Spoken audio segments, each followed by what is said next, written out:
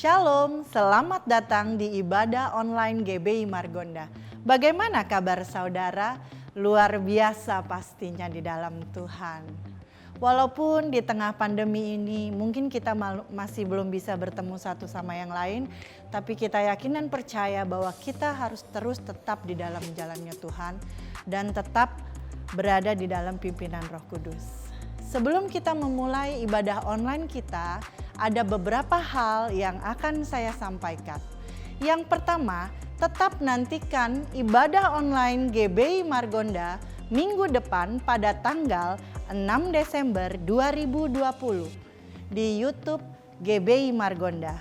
Karena minggu depan akan ada perjamuan kudus yang akan dilayani oleh gembala kita, Bapak Pendeta Rudi Suhendra. Jangan sampai kelewatan ya. Selanjutnya mari kita saksikan pengumuman dari Divisi Anak GBI Margonda.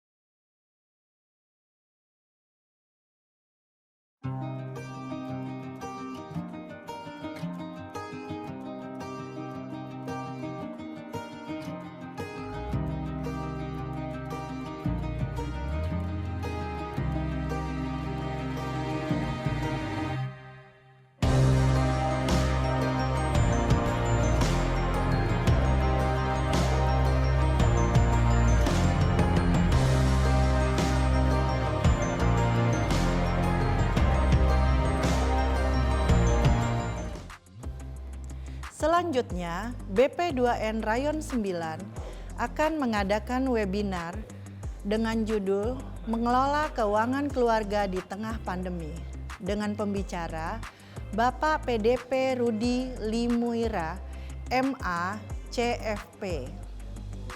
Webinar akan diadakan pada hari Sabtu 5 Desember 2020 jam 18.30. Kuota terbatas untuk 100 orang pertama dan untuk itu segera daftarkan diri saudara di nomor 0813 1717 2521. Pendaftaran akan ditutup tanggal 3 Desember 2020. Jangan sampai kelewatan ya. Selanjutnya, GBI Margonda membuka layanan doa bagi Bapak Ibu yang memiliki masalah, pergumulan, sakit penyakit, atau membutuhkan dukungan doa yang lainnya. Caranya, Bapak Ibu bisa langsung mengirim pesan WhatsApp ke call center GBI Margonda di nomor 0812 88 15 1134. Nanti akan ada tim pendoa kami yang akan menghubungi dan mendoakan Bapak Ibu Saudara. Kiranya Tuhan Yesus memberikan jalan yang terbaik bagi Bapak Ibu Saudara. Selanjutnya, bagi Bapak Ibu yang rindu memberikan persembahan, persepuluhan, ucapan syukur dan janji iman, Bapak Ibu bisa langsung transfer ke rekening Bank BCA atas nama GBI Margonda dengan nomor rekening 8691965252. Atau Bapak Ibu bisa scan QRIS yang tertera di layar Bapak Ibu dengan menggunakan aplikasi keuangan digital seperti mobile banking, OVO, Dana, GoPay, ShopeePay, Link Aja, dan yang lainnya. Kiranya Tuhan Yesus memberkati Bapak Ibu Saudara berlimpah-limpah. Amin. Selanjutnya, bagi Bapak atau Ibu yang memiliki kesaksian atas perbuatan Tuhan dalam hidup ini, baik itu mukjizat, kesembuhan, dan yang lainnya, dapat mengirimkannya ke call center GBI Margonda dengan nomor 0812 88 15 1134. Kesaksian dapat berupa tulisan maupun video singkat yang berdurasi 3-4 menit.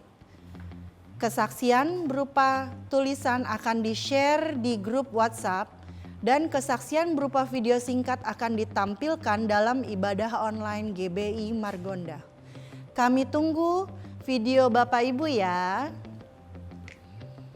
Terakhir, mari kita buat video singkat 1 menit yang berisi ucapan selamat hari Minggu dan ucapan semangat kepada jemaat GBI Margonda. Untuk informasi dan cara pengiriman video, Bapak Ibu bisa langsung mengirim pesan ke call center GBI Margonda di nomor 0812 88 15 1134. Kami tunggu ya video Bapak Ibu Saudara.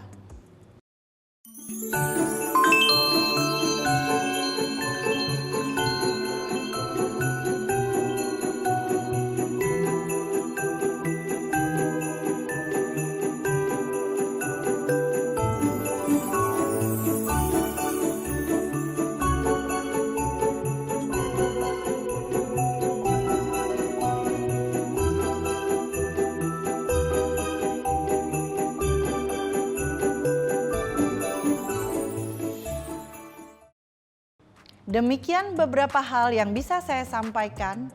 Mari kita siapkan hati kita untuk beribadah. Kita akan memuji dan menyembah Tuhan serta mendengarkan firman Tuhan. Selamat hari Minggu, selamat beribadah. Tuhan Yesus memberkati. Shalom saudara-saudara. Mari kita mendeklarasikan bersama-sama Pentakosta ketiga, supaya kita bisa mengerti, memahami, dan mengalaminya. Mari kita bersama-sama. Pentakosta ketiga adalah pencurahan Roh Kudus yang dahsyat di zaman now, melebihi yang terjadi di Azusa Street. Pentakosta ketiga akan mengakibatkan penuaian jiwa yang terbesar dan yang terakhir sebelum Tuhan Yesus datang kembali. Pentakosta ketiga akan membangkitkan generasi Yeremia, yaitu anak-anak muda yang dipenuhi Roh Kudus, cinta mati-matian kepada Tuhan Yesus, tidak kompromi terhadap dosa, dan akan bergerak untuk memenangkan jiwa. Pentakosta ketiga lahir di Indonesia yang bergerak ke bangsa-bangsa. Gerakan ini dari timur ke barat dan akan kembali ke Yerusalem. Pentakosta ketiga akan memberikan kuasa untuk menyelesaikan amanat agung Tuhan Yesus, dan setelah itu Tuhan Yesus datang kembali. Shalom Bapak Ibu Tuhan yang menyaksikan ibadah online pada hari ini. Saya percaya kita semua dalam perlindungan Tuhan, ada amin. Dan Mazmur 91 itu adalah pegangan kita. Ada amin Bapak Ibu Saudara. Sebelum kita mulai ibadah kita pada hari ini, terlebih dahulu kita mau bersatu di dalam doa. Terima kasih Tuhan Yesus buat hari ini Tuhan. Kalau kami boleh ada sampai saat ini Tuhan, ini semua berkat anugerah-Mu Bapa.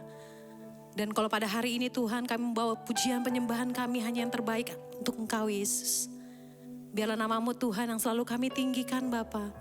Nama-Mu saja yang selalu kami muliakan Tuhan Yesus. Datanglah kerajaan-Mu Tuhan.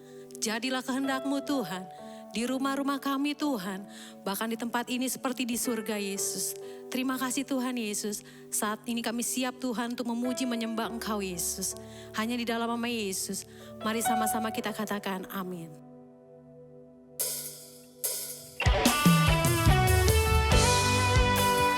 Terima kasih Tuhan Yesus. Dengan apakah kami membalas Tuhan segala kebaikan-Mu Tuhan Yesus. Biarlah segenap hati kami Tuhan, kami mau terus menyembah Engkau Yesus. Terima kasih Tuhan Yesus.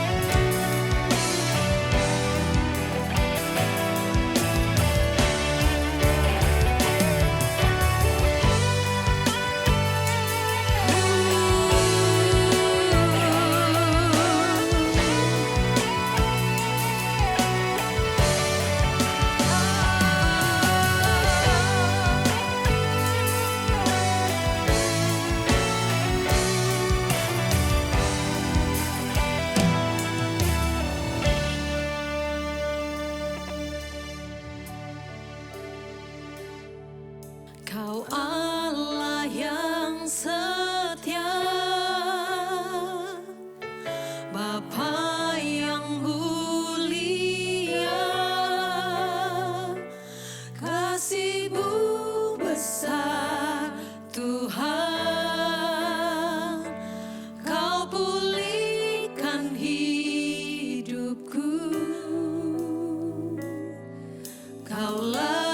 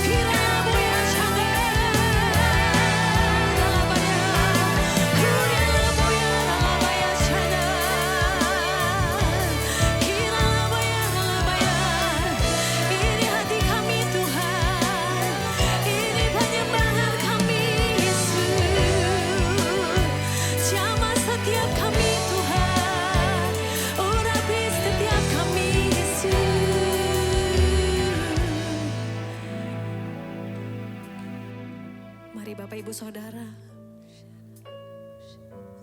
angkat kedua tanganmu, angkat wajahmu, panggil Tuhan Yesus. Tuhan Yesus, jamah setiap kami Tuhan Yesus. Jamah setiap kami Tuhan, jamah Tuhan. Jamah kami Tuhan Yesus. Katakan dengan Tuhan Yesus. Katakan dengan lembut, katakan.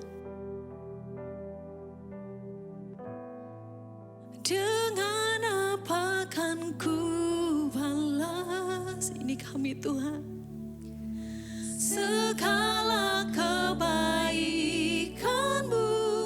Biarlah segenap hidup kami Tuhan Yesus. Segenap hatiku, kami mau terus menyembah Engkau Tuhan Yesus. Oh Ralabaya Syanda Yesus. Bersyukur padamu. Angkat kedua tanganmu, katakan.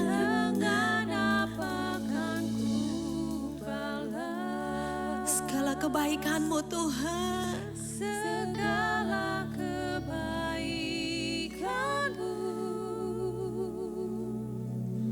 Segenap hatiku menyembah-Mu Yesus. Ku bersyukur padamu selamanya. Sekali lagi bisa sorak kemuliaan buat Tuhan Yesus. Haleluya. Dengan apa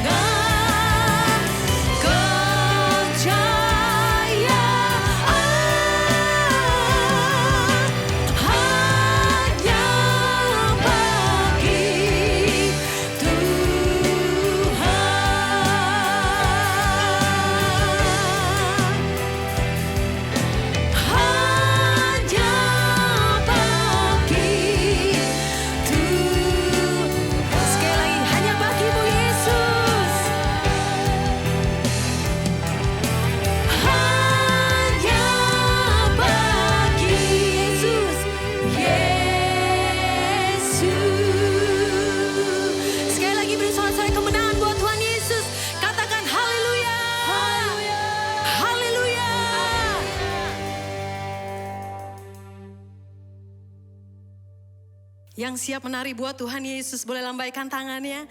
Mari sama-sama kita mau bangkit berdiri. Kita kasih salam kanan kiri. Kita katakan Tuhan Yesus luar biasa. Tuhan Yesus dahsyat.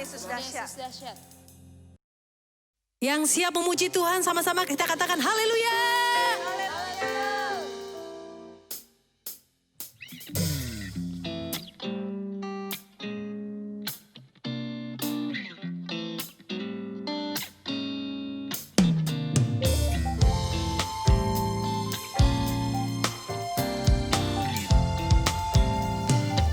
Mari sama-sama kita nyanyikan.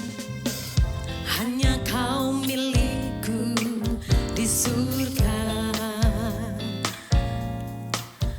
tiada yang ku ingini di bumi, hanya kau. Tak ku andalkan kekuatanku, namun yang pasti kan tetap selamanya Allah sumber kuatku, Allah sumber kuatku, Allah sumber kuatku dan bagianku selamanya, selamanya.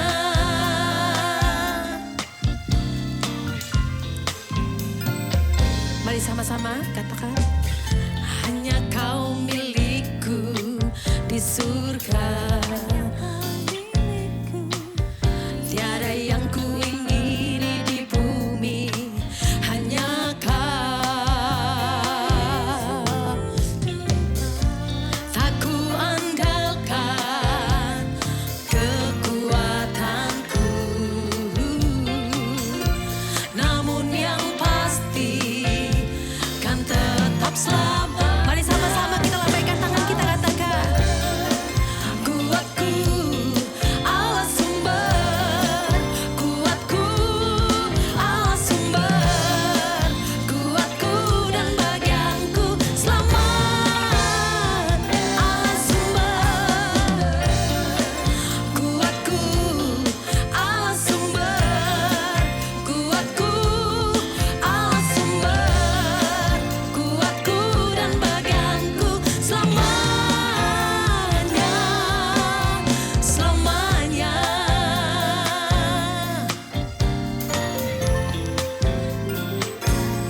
Hanya kau milikku Tuhan, hanya kau milikku di surga, tiada yang ku ingini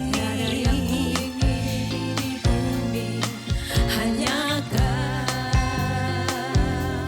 Oh, tak ku andalkan kekuatanku, namun yang pasti kan tetap selamat. Yang menari buat Tuhan Yesus. Allah sumber kuatku, Allah sumber kuatku, Allah sumber kuatku dan bagianku selamanya. Allah sumber kuatku, Allah sumber kuatku, Allah sumber kuatku dan bagianku selamat, selamanya, selama. Sekali lagi selamanya, selamanya. Katakan selamanya, selamanya, selamanya. Sekali lagi beri sorak-sorai kemuliaan buat Tuhan Yesus, katakan haleluya. Yang siap menari buat Tuhan Yesus sekali lagi, lambaikan tanganmu katakan haleluya. Kau terbesar dan mulia, ajaib semua perbuatanmu.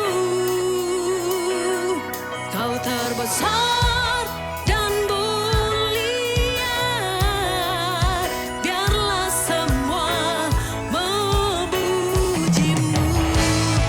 Yang siap menari melompat buat Tuhan Yesus katakan,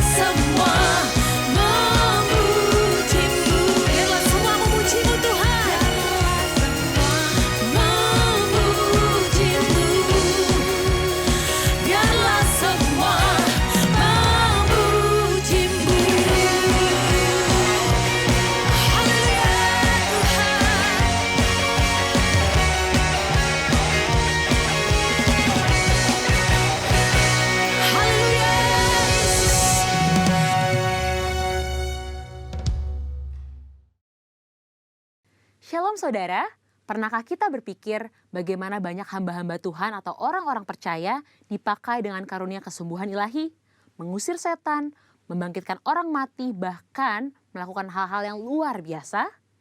Misalnya di dalam Alkitab, Musa, Paulus, Petrus, dan banyak tokoh iman lainnya melakukan hal-hal yang luar biasa.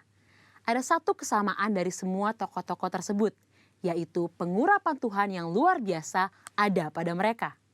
Sesungguhnya pengurapan dari Tuhan adalah penting bagi orang percaya. Dalam edisi Voice of Pentecost kali ini, kita akan membahas mengenai pengurapan dalam pelayanan dan kehidupan orang percaya. Di dalam Perjanjian Lama, tindakan pengurapan dilaksanakan pada acara ritual keagamaan, seperti penabisan imam besar, penabisan imam yang melayani, pengangkatan seorang raja, serta pengangkatan seorang nabi. Di dalam Perjanjian Lama, memang hanya orang-orang yang khususlah yang dapat menerima pengurapan.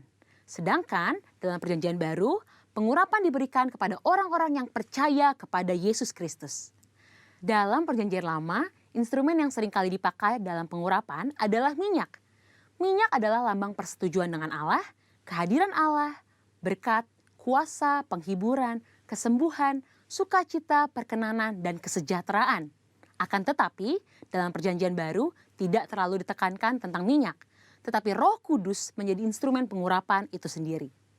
Prinsip yang mendasari pengurapan minyak adalah prinsip konsekrasi, yaitu memisahkan atau mengkhususkan sesuatu atau seseorang kepada Tuhan. Prinsip konsekrasi dengan pengolesan minyak tetap berlaku pada era Perjanjian Baru. Lalu, apa contoh peristiwa pengurapan dalam Alkitab? Salah satunya adalah pengurapan double portion. Pengurapan 2 kali ganda sangat dikenal dalam gereja aliran Pentakosta dan karismatik. Istilah ini mengacu kepada peristiwa Elia dan Elisa yang dicatat dalam 2 Raja-Raja 2 ayat 1-14, di mana Elisa meminta 2 bagian dari roh Elia. Salah satu dampak dari pengurapan double portion yang diterima Elisa adalah mujizat-mujizat yang Tuhan kerjakan melalui pelayanan Elisa 2 kali lipat lebih banyak dari Elia. Hal ini tidak membuktikan bahwa Elisa lebih hebat dari Elia, justru lebih membuktikan bagaimana mentoring yang dilakukan Elia kepada Elisa berhasil. Peristiwa yang senada juga terjadi pada zaman Perjanjian Baru, di mana Tuhan Yesus menyampaikan kepada murid-muridnya dalam Yohanes 14 ayat 12, "Sesungguhnya barang siapa percaya kepadaku, ia akan melakukan juga pekerjaan-pekerjaan yang aku lakukan, bahkan pekerjaan-pekerjaan yang lebih besar daripada itu." Maksud perkataan Tuhan Yesus bukan berarti orang percaya lebih hebat darinya, melainkan orang percaya akan melakukan pelayanan yang menjangkau lebih banyak orang, serta pelayanan kepada bangsa-bangsa non-Yahudi. Dengan perkembangan teknologi, internet, dan media sosial, kini semua pelayanan penjangkauan dimungkinkan. Roh Kudus memenuhi dan mengurapi orang percaya untuk melakukan pelayanan tersebut. Pengurapan double portion merupakan pengurapan untuk pelayanan yang lebih besar. Umumnya terjadi dalam konteks bapa rohani dengan anak rohani. Orang percaya yang merindukan pengurapan tersebut tentu harus membangun hubungan bapa anak dengan pemimpin rohani yang Tuhan Yesus tempatkan di atasnya. Selanjutnya, apa maksud dan tujuan dari pengurapan? Dalam Lukas 4 ayat 18-19 dijelaskan bahwa Yesus Kristus sebagai yang diurapi. Jikalau Yesus saja menerima pengurapan dari Allah, terlebih lagi kita sebagai orang percaya.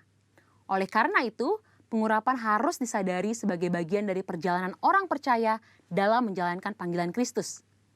Dalam hidup setiap hari, Tuhan pun telah berkata bahwa Ia sebagai gembala yang baik akan mengurapi kepala orang percaya dengan minyak.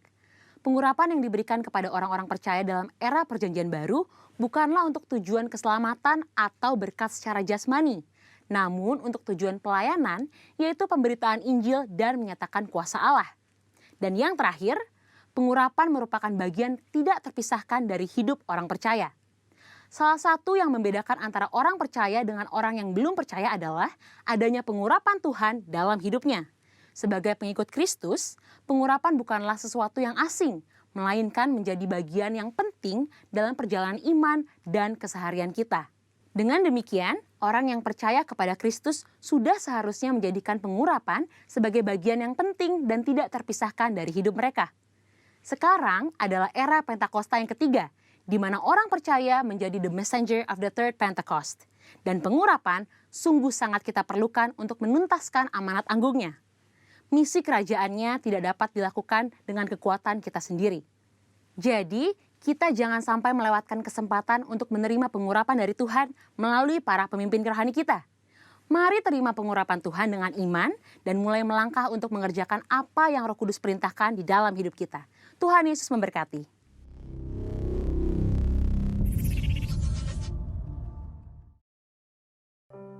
Bentar kita akan mendengarkan sabda firman Tuhan. Mari sama-sama kita siapkan hati pikiran kita, kita beri yang terbaik buat Tuhan Yesus. Terima kasih Tuhan Yesus, terima kasih Bapa. Terima kasih Yesus. Kami percaya Tuhan, kasih setia Tuhan tetap abadi Tuhan dalam setiap kehidupan kami Bapa. Terima kasih Tuhan Yesus. Terima kasih Roh Kudus.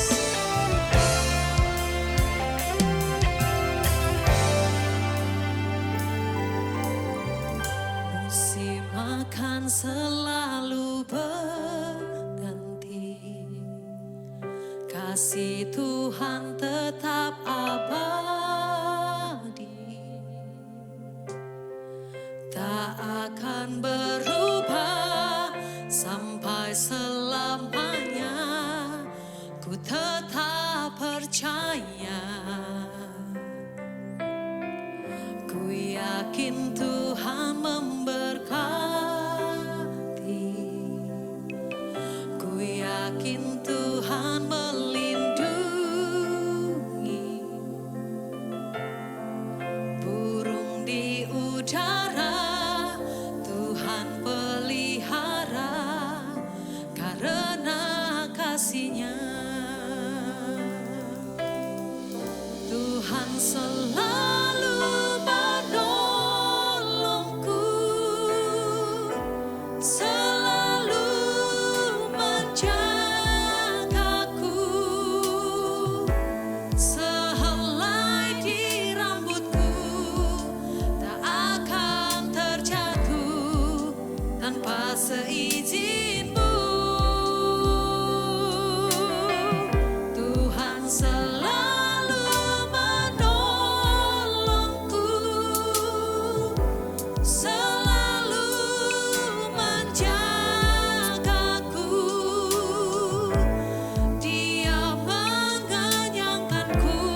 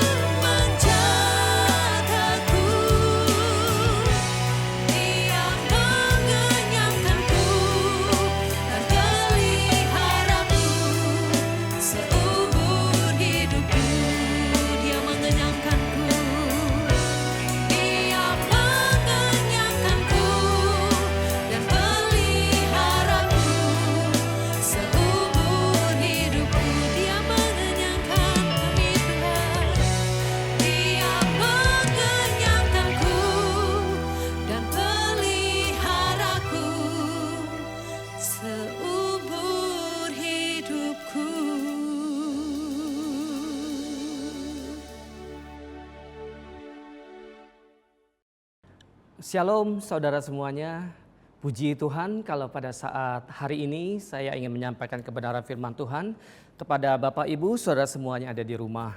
Nah kalau saudara tahu minggu-minggu yang lalu di bulan November itu tema besar daripada GBI Margonda adalah trap atau jebakan. Saudara sudah belajar bagaimana minggu pertama Pak Rudi mengajarkan tentang jebakan daripada pengajaran sesat. Kemudian minggu kedua Pak Rudi ajarkan tentang jebakan daripada kegagalan. Kemudian minggu keempat Pak Rudi juga sampaikan tentang jebakan kesuksesan atau keberhasilan. Nah semua jebakan-jebakan yang sudah diajarkan oleh Bapak Gembala kita itu semuanya ketara saudara atau dapat terdeteksi. Tetapi yang pada saat ini saya mau sampaikan kepada Bapak, Ibu, Saudara semuanya adalah jebakan yang dibuat oleh kuasa kegelapan tapi bersifat begitu halus. Sampai saudara-saudara semuanya, saya juga nggak bisa mengenalinya. Karena jebakan ini yang dibuat oleh kuasa kegelapan bukan dari luar yang kelihatan tapi dia dimulai dari dalam. Nah sebelum saya sampaikan apa itu jebakan itu, apa itu roh yang sedang bekerja saudara, yang bisa membuat kerohanian kita semakin menurun, yang menyebabkan kerohanian kita bisa suam-suam. Saya mau cerita dulu kepada Bapak Ibu saudara sekalian tentang kesaksian saya. Beberapa tahun yang lalu, ya kira-kira sekitar 10 tahun yang lalu Bapak Ibu, pada saat itu saya sedang mengalami satu krisis ekonomi sehingga menyebabkan saya harus menjual rumah saya. Nah akibat saya menjual rumah saya otomatis saya nggak punya rumah lagi ya. Kemudian saya bilang kepada istri saya, Mih coba kita cari rumah kontrakan yuk yang kecil yang harganya ya kira-kira sekitar 10 juta ke bawah lah gitu loh. Karena kondisinya memang kondisi keuangan kami pada saat itu drop abis Bapak Ibu. Kemudian kita cari-cari dari satu rumah kontrakan ke rumah kontrakan yang lainnya. Sampai akhirnya saya dapatkan satu rumah kontrakan yang murah banget saudara. Nah itu enaknya kalau kita jadi anak Tuhan gitu ya. Kalau kita sampaikan kepada Tuhan, Tuhan saya butuh ini gitu ya. Tuhan kasih. Saya lihat saudara rumah kontrakan ini. Saya lihat dari depan, wah bagus gitu ya. Saya lihat lingkungannya juga enak, semuanya bersih. Kemudian saya bilang kepada pemiliknya, Pak saya mau lihat dalamnya ya Pak, bagaimana kondisinya dalamnya itu kira-kira dicat rapi atau tidak, kemudian bocor atau tidak, bagaimana kamarnya enak atau tidak gitu ya. Kemudian singkat cerita Bapak Ibu saya dikasih lihat dalamnya, saya buka pintu rumah itu, saya lihat semuanya masih baru karena bukannya baru rumahnya ya, tapi semuanya dicat dengan kondisi yang masih baru gitu ya. Dalam hati, waduh senang juga nih, rumah kontrakan cukup murah tapi bagus gitu ya. Kemudian saya lihat kamar-kamarnya lumayan, kamarnya ada 2, yang satu buat saya sama istri, satunya lagi buat anak saya. Ya seneng lah, singkat cerita Bapak Ibu akhirnya saya bayar kontrakan itu. Boleh dicicil 3 kali, 9 juta boleh dicicil 3 kali, jadi luar biasa Bapak Ibu ya. Kemudian saya tempati beberapa hari kemudian, waktu saya tempati 1 minggu kemudian pada saat saya mau menutup pintu tengah antara pintu tengah yang membatasi ruangan tengah dengan ruangan belakang. Waktu saya tutup itu pintu gitu saudara, tiba-tiba saya begitu ketakutan karena apa? Itu pintu yang saya sedang seret begitu mau ditutup itu jatuh hampir menibani saya punya tubuh. Sampai saya menjerit pada saat itu. Istri saya, anak-anak saya kemudian datang, ada apa? Ternyata pintu itu roboh Bapak Ibu. Saya lihat kenapa ini kok roboh, sedangkan catnya itu masih bagus. Tapi kok waktu saya mau tutup itu pintu tiba-tiba roboh saudara.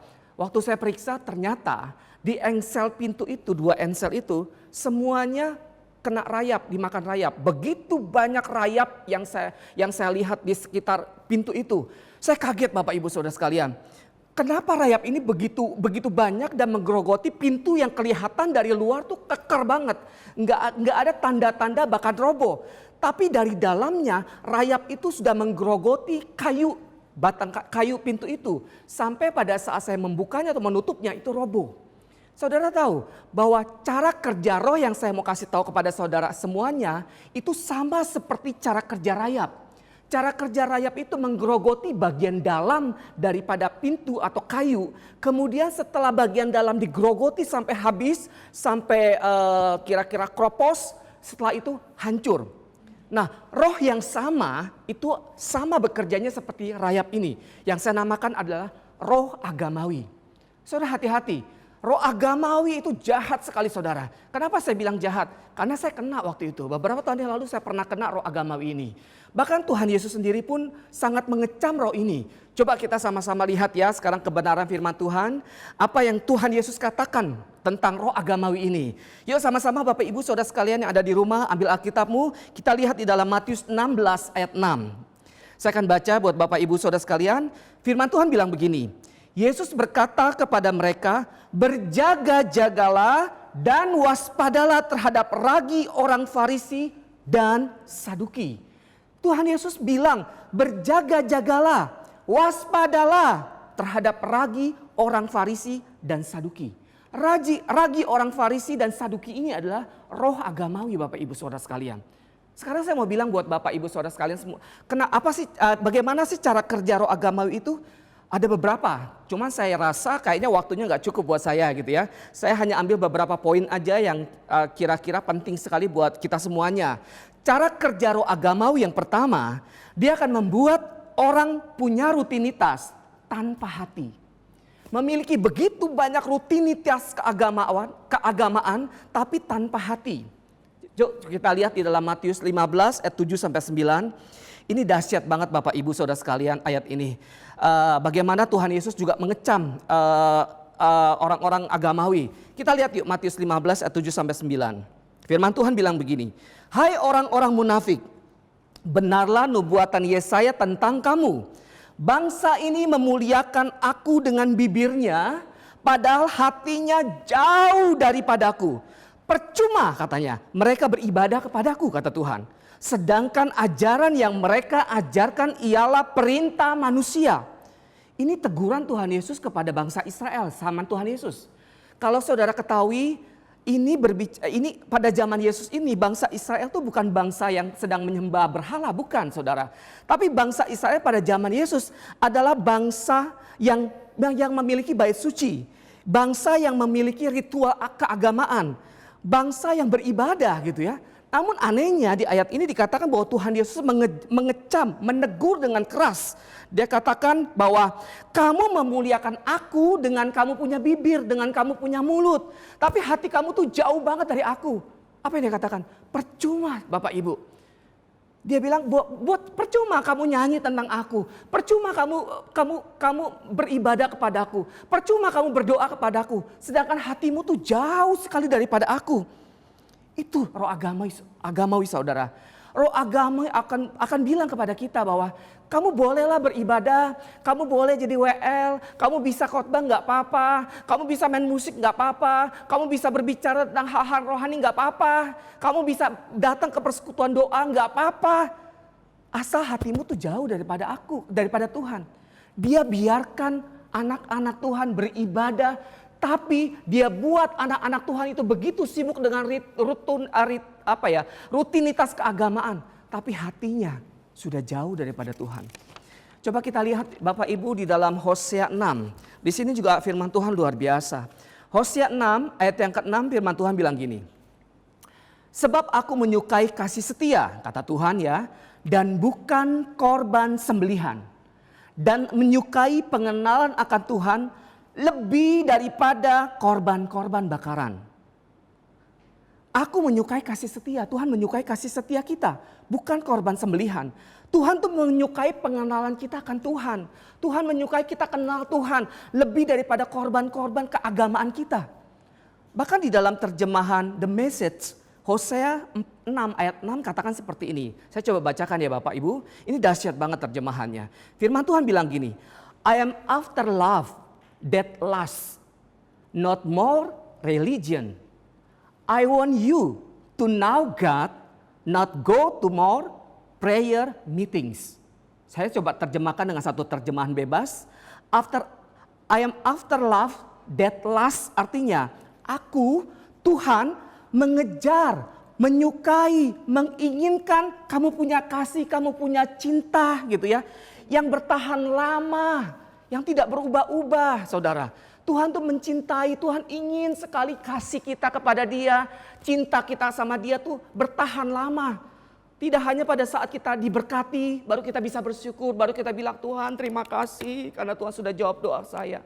Bukan saudara, bukan pada saat kita berdoa, minta sesuatu Tuhan kabulkan, baru kita bilang Tuhan saya mencintai Engkau, saya mengejar Engkau. Bukan saudara. Atau pada saat saudara butuh sesuatu, saudara betul-betul sungguh-sungguh sampai menangis di hadapan Tuhan. Kemudian Tuhan jawab saudara, kemudian saudara sungguh-sungguh sama Tuhan. Bukan seperti itu. Pada saat saudara diberkati kemudian saudara berubah lagi, tidak. Yang Tuhan inginkan dari kita, dari saudara dan saya, kita memiliki satu kasih sama Dia yang tidak berubah-ubah, kekal. Terus juga dia bilang gini ya, not more religion, lebih daripada kegiatan keagamaan kita, lebih daripada sebatas kita melakukan ritual agama, kita mengasihi Dia. Kemudian juga diteruskan lagi dia bilang, I want you to know God. Aku Tuhan ingin kamu tuh kenal aku, memiliki satu hubungan yang intim, yang dekat, yang punya kasih kepadaku. Not go to more prayer meetings. Bukan hanya sebatas pergi ke perkumpulan pendoa. Bukannya salah saudara pergi ke perkumpulan pendoa, tidak salah. Tidak salah saudara beribadah, tidak salah. Tapi satu hal yang kadang-kadang yang menyebabkan kita salah. Karena kadang-kadang roh agamawi ini mengajak, menuntun, menyeret saudara untuk sibuk dengan hal-hal ibadah seperti itu. Untuk sibuk melakukan kegiatan-kegiatan agama. Untuk sibuk melakukan segala sesuatu yang berbau agama. Tapi engkau tidak melakukan itu dengan kasih, dengan cinta. Begitu banyak para WL, para singer bisa berdiri di depan mimbar saudara. Bernyanyi buat Tuhan. Dengan muka yang kelihatannya seduh, kelihatannya dilawat Tuhan.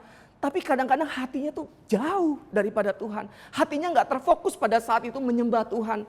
Banyak kali para WL, para singer berbahasa roh begitu berlama-lama. Karena apa? Karena dia mau memanipulasi hadirat Tuhan. Dia mau mengatakan dengan berlama-lama berbahasa roh di mimbar. Mungkin bisa menghadirkan hadirat Tuhan. Bukan seperti itu. Keintiman kepada Tuhan tidak dapat dijalin pada saat kita berada di mimbar Bapak Ibu. Tidak. Keintiman bisa kita jalin pada saat kita berada di ruangan doa kita. Sebelum kita berada di mimbar, apakah kita sungguh-sungguh berdoa sama Tuhan? Tuhan pimpin aku untuk melayani dengan cinta. Tuhan banjiri hatiku dengan kasih-Mu.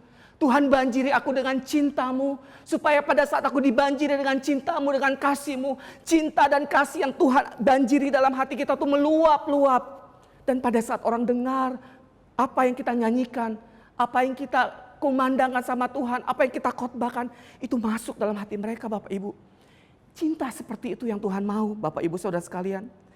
Bukan cinta yang hanya sebatas ritualitas biasa saudara. Tuhan inginkan kita punya cinta yang benar-benar sama Tuhan. Saya pernah terjebak pada roh agamawi ini Bapak Ibu Saudara sekalian. Pada saat beberapa tahun yang lalu, bukan di gereja ini saudara ya. Saya banyak sekali melakukan ritual agama gitu saudara. Cinta mula-mula pertama kali, saya lupa berapa tahun yang lalu gitu ya. Pada saat cinta mula-mula itu masuk dalam hati saya begitu bergairah sama Tuhan.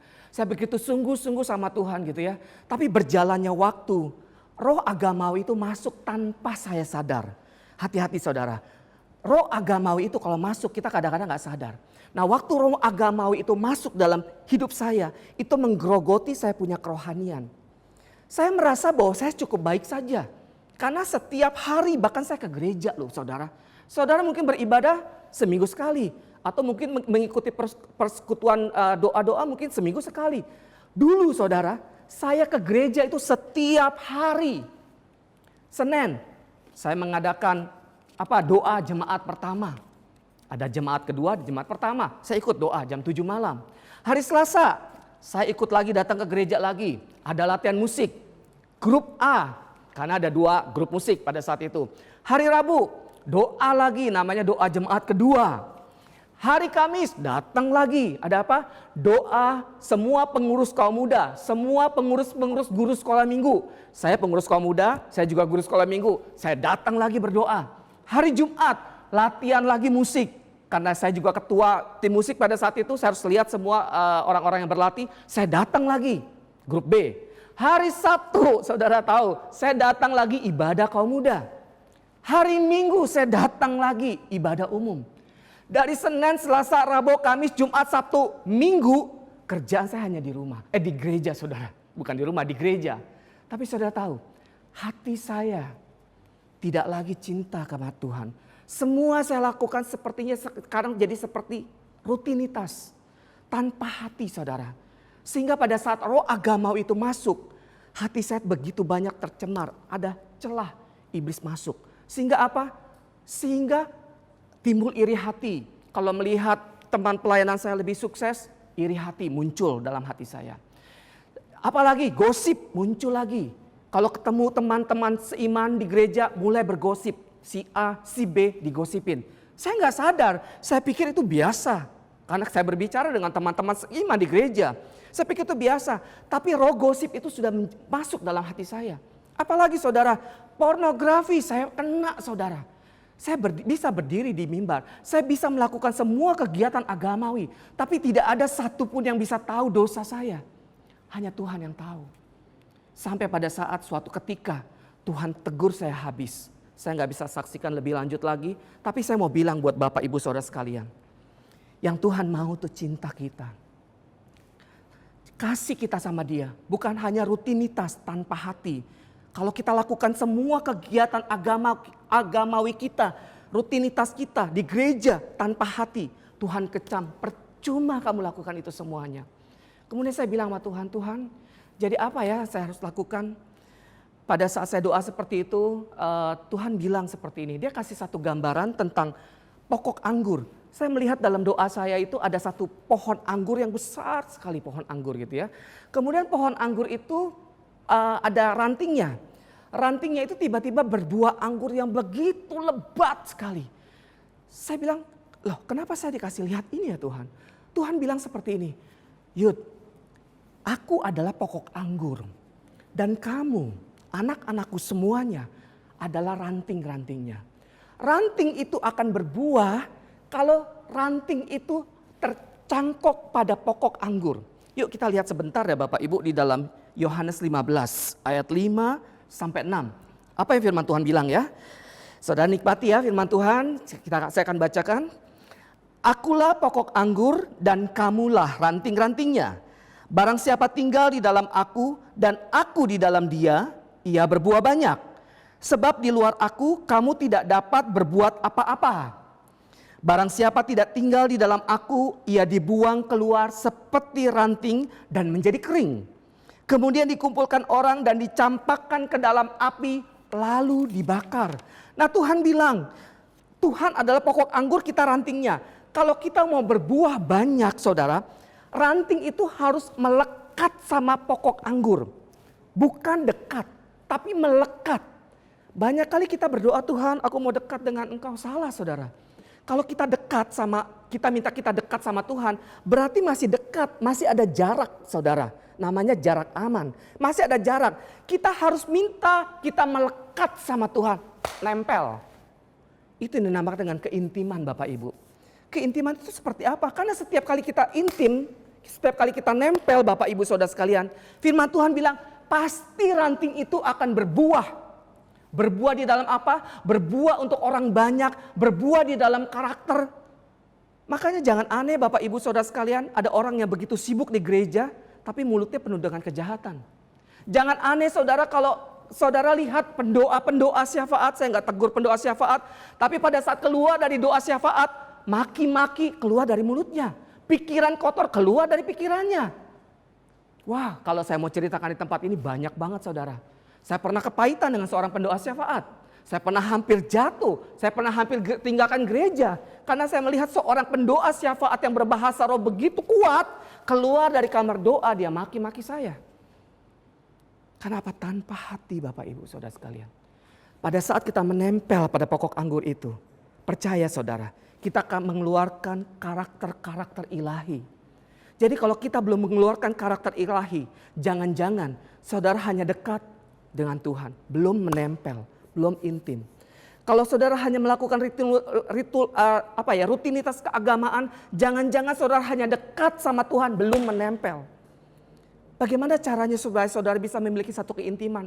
Sama seperti saya sama istri saya. Bagaimana nggak mungkin saya melakukan langsung kencan dengan istri saya gitu ya, tanpa pertama-tama saya harus memuji dia. Atau saudara yang masih berpacaran sebelum saudara married, nggak mungkin saudara bilang, yuk married sama saya, yuk. Nggak mungkin. Saudara akan ditolak mentah-mentah. Saudara akan jajaki dia gitu loh. Sama seperti saya sebelum saya married sama istri saya jajaki istri saya, Bapak Ibu. Saya kenali dulu, kira-kira cantik nggak sih ini anak gitu ya. Saya coba dekati dulu adiknya, dulu saya deketin adiknya dulu gitu ya. Kemudian saya traktir adiknya dulu gitu ya.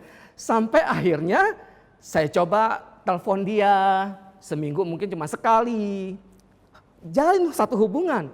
Kemudian frekuensinya dinaikkan lagi seminggu 3 kali. Sampai dia sadar, oh ya dia memperhatikan gua ya gitu ya. Sampai akhirnya saya tembak gitu loh. Nah itu saudara, yang dinamakan dengan saudara menjalin satu hubungan intim dengan Allah. Saudara harus berhubungan setiap hari dengan Tuhan. Bukan pada saat, sekali lagi saya bilang, bukan pada saat saudara di mimbar, saudara jerit-jerit atau nangis minta Tuhan tuh lawat saudara, bukan. Setiap hari saudara berkata-kata sama Tuhan.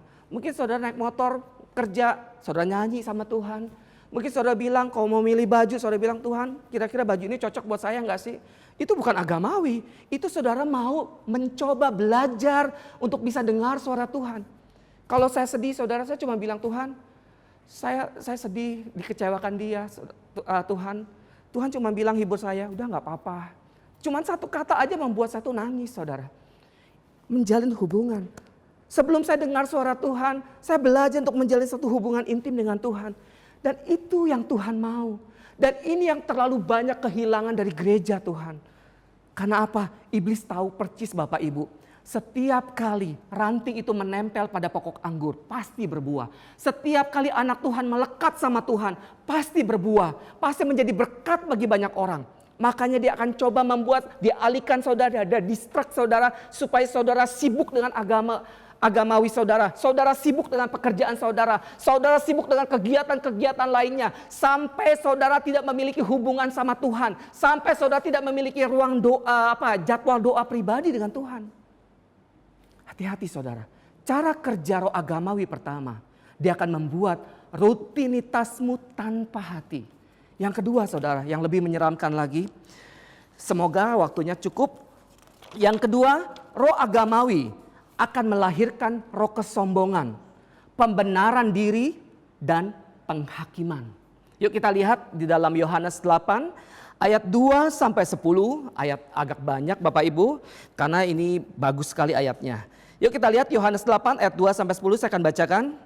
Pagi-pagi benar, ia berada lagi di bait Allah. Yesus berada di bait Allah. Dan seluruh rakyat datang kepadanya, ia duduk dan mengajar mereka.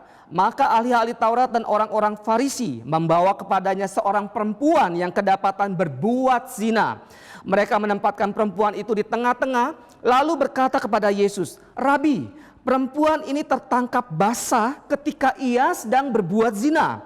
Musa dalam hukum Taurat memerintahkan kita untuk melempari perempuan-perempuan yang demikian. Apakah pendapatmu tentang hal itu? Mereka mengatakan hal itu untuk mencobai dia, supaya mereka beroleh sesuatu untuk menyalahkannya. Tetapi Yesus membungkuk lalu menulis dengan jarinya di tanah. Dan ketika mereka terus-menerus bertanya kepadanya, ia pun bangkit berdiri lalu berkata kepada mereka, barang siapa di antara kamu tidak berdosa, hendaknya ia yang pertama melemparkan batu kepada perempuan itu. Lalu ia membungkuk pula dan menulis di tanah. Tetapi setelah mereka mendengar perkataan itu, perhatikan baik-baik, pergilah mereka seorang demi seorang, mulai dari yang tertua. Akhirnya tinggallah Yesus seorang diri dengan perempuan itu yang tetap di tempatnya. Lalu Yesus bangkit berdiri dan berkata kepadanya, hai perempuan, di manakah mereka? Tidak adakah seorang yang menghukum engkau? Jawabnya, tidak ada Tuhan. Lalu kata Yesus, aku pun tidak menghukum engkau. Pergilah dan jangan berbuat dosa lagi, mulai dari sekarang. Saudara bisa lihat bagaimana ahli-ahli Taurat, orang-orang yang mengerti Taurat, orang-orang Farisi yang mengerti tentang hukum Taurat, ini menghadapkan seorang perempuan yang kedapatan berzina. Memang secara hukum Musa, harusnya perempuan yang kedapatan berbuat zina akan diiring-iring di dalam kota. Kemudian semua orang-orang di kota itu ambil batu gede-gede, timpuk tuh perempuan sampai mati. Itu hukuman Taurat, saudara. Tapi saudara bisa lihat, Yesus tidak lakukan itu. Yang dia lakukan pertama kali, dia hanya membungkuk dan menulis-nulis di tanah. Saya nggak tahu apa yang Tuhan Yesus tulis, saudara.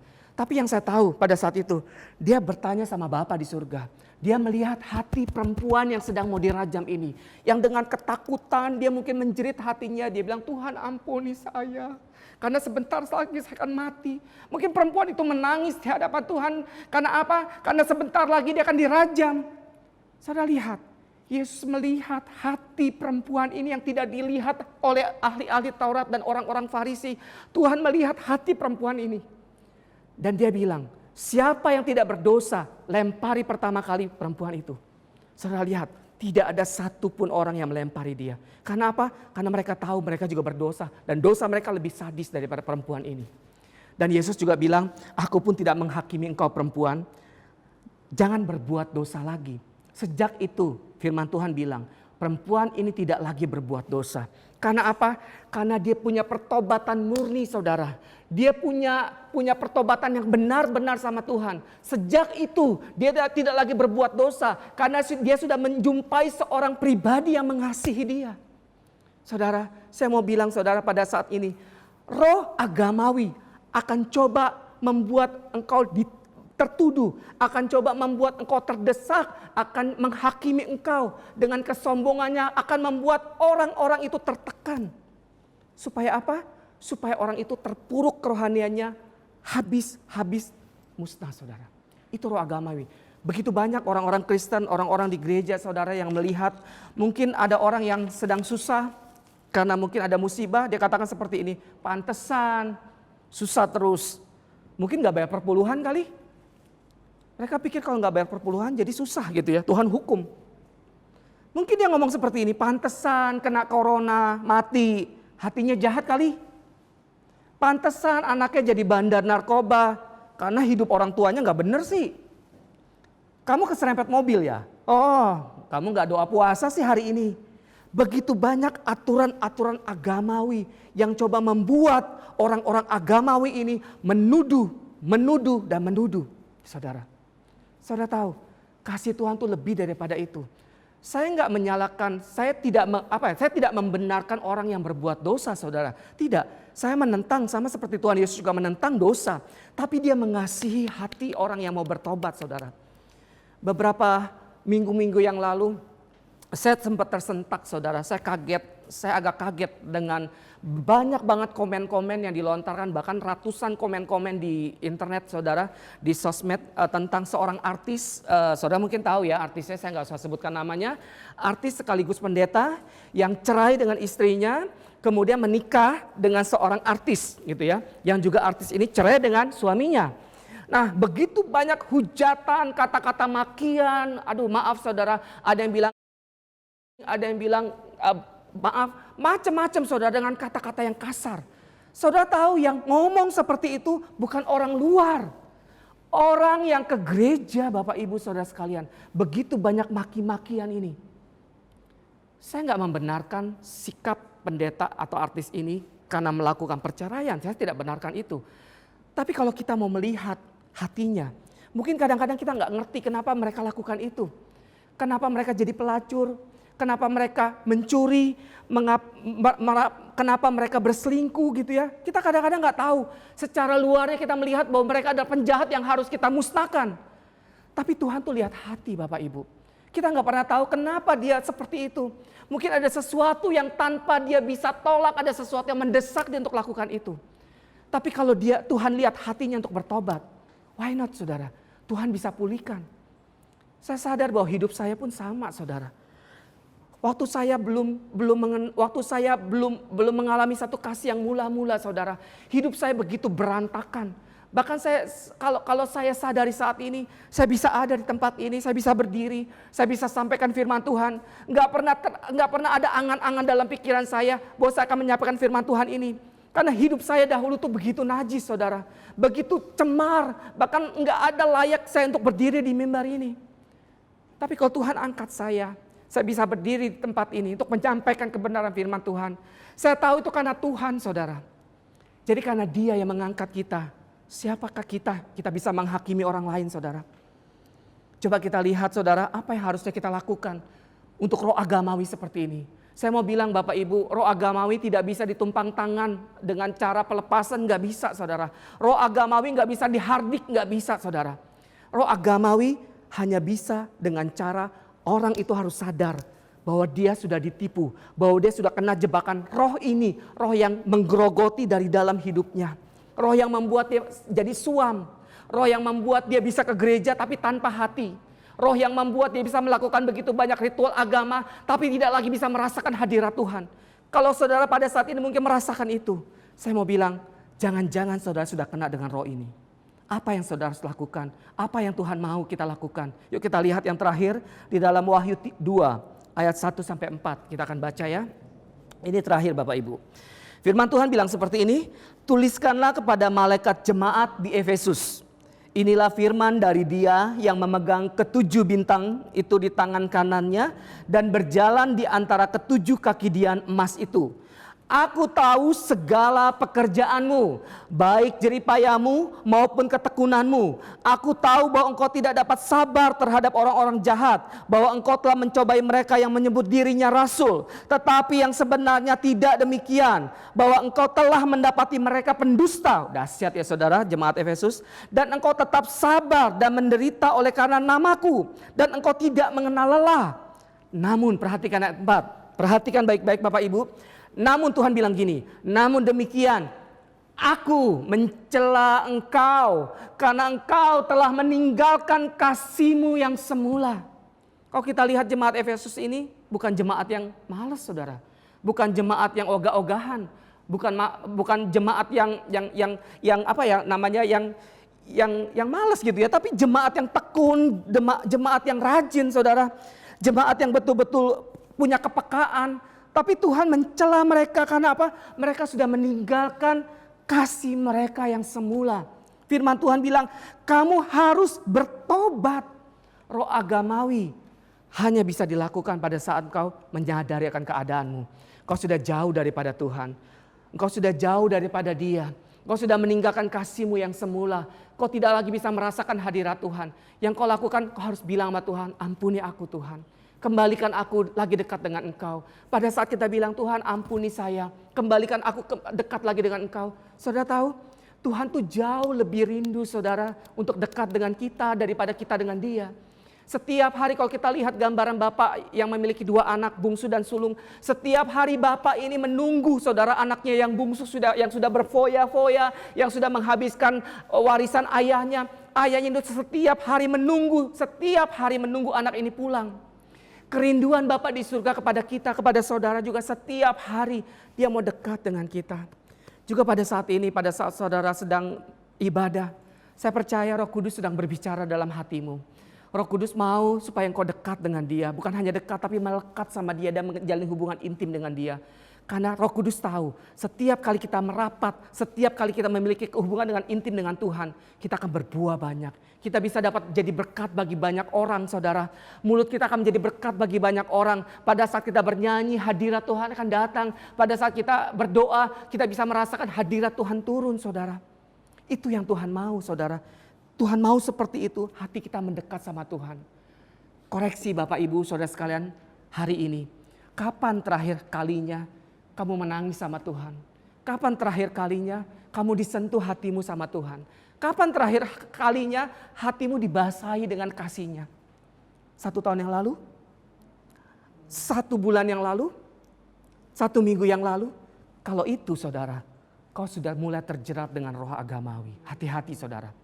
Setiap hari harusnya hati kita dibanjiri dengan kasih-Nya Tuhan. Setiap hari harusnya waktu kita berdoa, kita menangis sama Tuhan. Karena apa? Setiap kali kita menutup mata kita dan berdoa saudara, kita bisa merasakan hadirat Tuhan.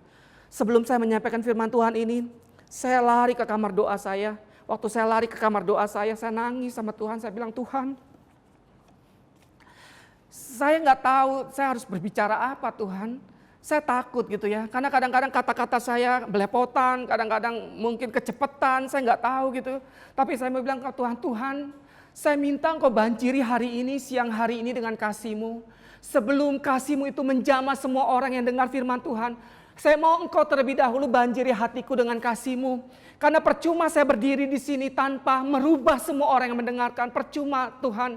Pada saat itu saya nangis sama Tuhan. Tuhan bilang bahwa aku akan bekerja, Yud. Aku yang akan bekerja. Aku yang akan berdiri di depan kamu. Aku yang akan berbicara pribadi lepas pribadi kepada setiap anakku. Supaya apa? Supaya setiap anakku kembali kepadanya. Kembali kepadaku. Saudara, saya mau bilang pada saat ini.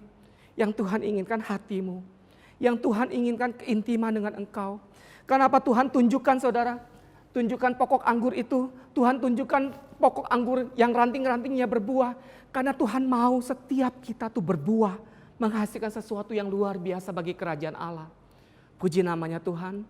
Saya percaya firman Tuhan ini dapat merubah hidup saudara semuanya. Haleluya. Amin. Mari kita berdoa Bapak Ibu. Bapak kami mengucap syukur. Syukur untuk saat ini Tuhan. Mengucap syukur karena Engkau sudah berbicara kepada setiap hati kami. Kembalikan hati kami pada track-Mu ya Tuhan. Ampuni kami kalau banyak kali kami mungkin sudah bergeser Tuhan daripada kasih-Mu.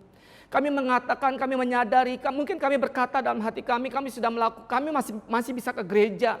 Kami masih bisa mengikuti Zoom ini, ibadah. Mungkin kami bisa melakukan latihan-latihan musik. Mungkin kami masih bisa melayani. Tapi sesungguhnya hati kami sudah jauh Tuhan. Kembalikan Tuhan. Satu hal yang aku tahu, yang bisa mengembalikan semua hati kami hanya Engkau.